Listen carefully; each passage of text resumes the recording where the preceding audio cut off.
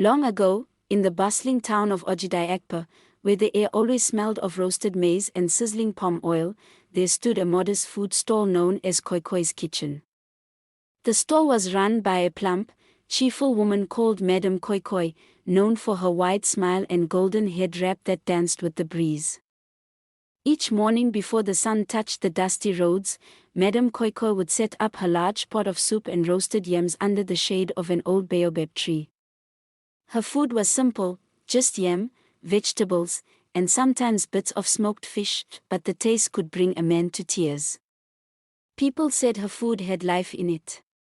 Men came from distant villages, children skipped school to stand in line, and traders left their own pots to eat from hers. Even the town chief once said, "Koikoi's food is the closest thing to paradise we have on earth."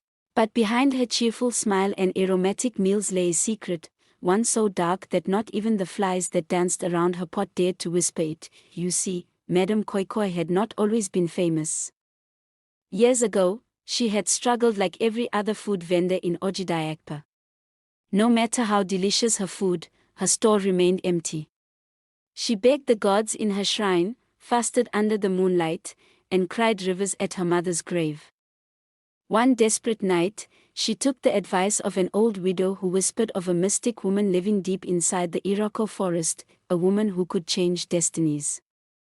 With fear in her heart and a goat as offering, Madame Koikoi journeyed under the moon to find the seer of Umidam. The seer, a blind old woman with silver teeth and cowries in her hair, listened in silence, then told Madame Koikoi, "If you want the taste of your food to hold power over people's hearts, you must offer part of yourself. Not your words. Not your time. But your flesh." The ritual was simple but cruel.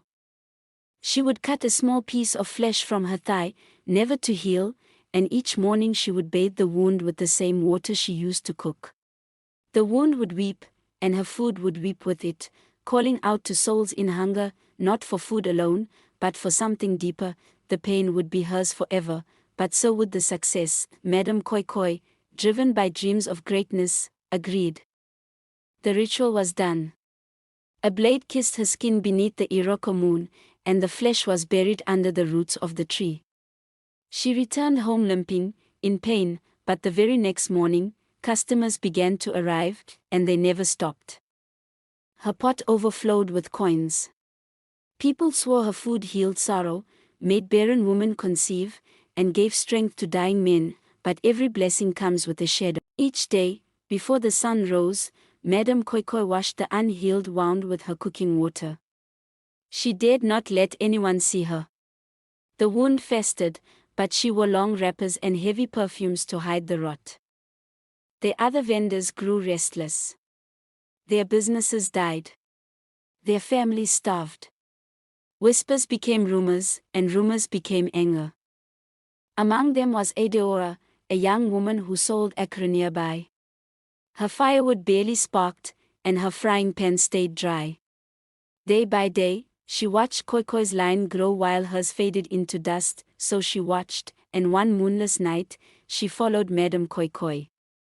Through the market, into the alley behind the stalls, Adeora trailed her, hiding behind crates of onions and bags of beans.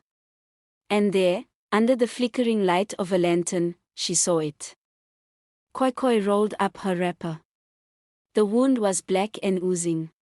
Maggots squirmed from the rotting flesh. Madame Koikoi dipped a cloth into the pot of water, the same water used to make her soup, and washed the wound, groaning softly. Adeora gasped. The next morning, she told the market. No one believed her, so she waited. That evening, as the market bustled, she stood on a wooden stool and shouted, "Come and see with your own eyes. Madame Koikoi cooks with her wound." The crowd gathered, murmuring, some scoffing, some curious. Madame Koikoi, realizing her secret was at risk, tried to walk away, but Adeora pointed at her, "Show them your leg. Or are you ashamed?"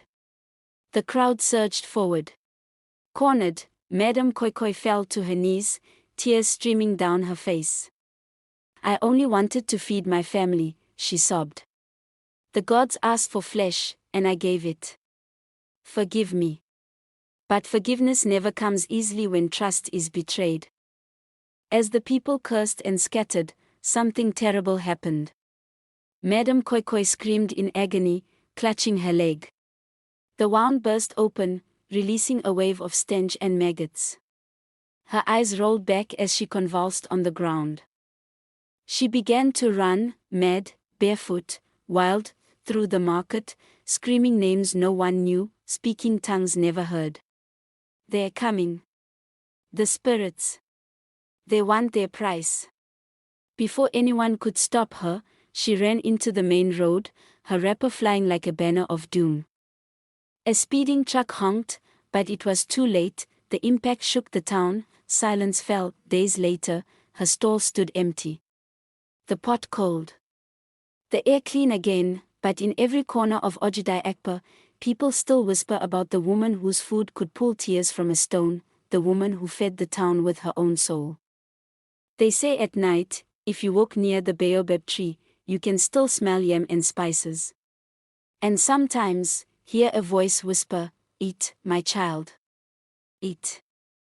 Moral of the story: desperate ambition can feed your dreams, but it may also feed your downfall.